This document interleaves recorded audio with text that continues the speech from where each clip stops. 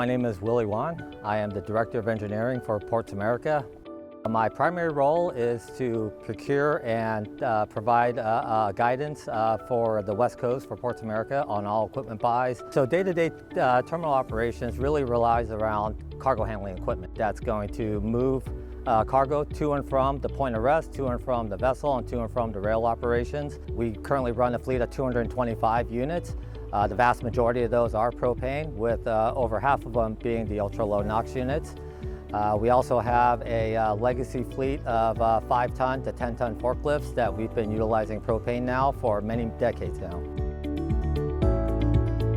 I grew up in Southern California my entire life. I remember the Stage 1 smog alert days in the 70s when you couldn't even go outside in the playground to play.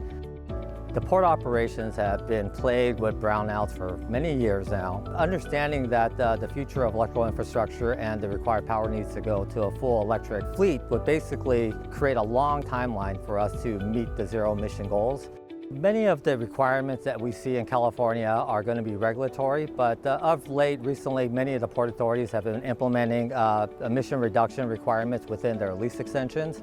So that was the impetus for us to start transitioning away from diesel yard tractors 20 plus years ago. And at that point, propane seemed to be the most obvious choice for us.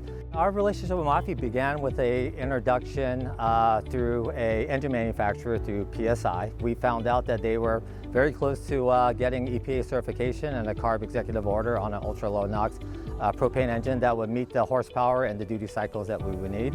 The ultra-low NOx propane engines have really been able to meet our duty cycles and also benefit our emissions reductions goals.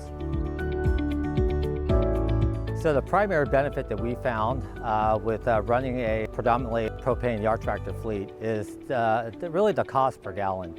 When you look at diesel pricing, depending on the time of year, it's typically twice the amount of a gallon of propane. There has been no difference in our operational requirements. The propane engines and the equipment that they are being utilized have the same duty cycles, the same performance as any other diesel power equipment. Seeing the benefits of what we're doing and not waiting for grant funding and just really doing the right thing for the community and for the environment really was our driving factor. Knowing that we're kind of leading the space for alternative fuels and terminal equipment is a good place to be.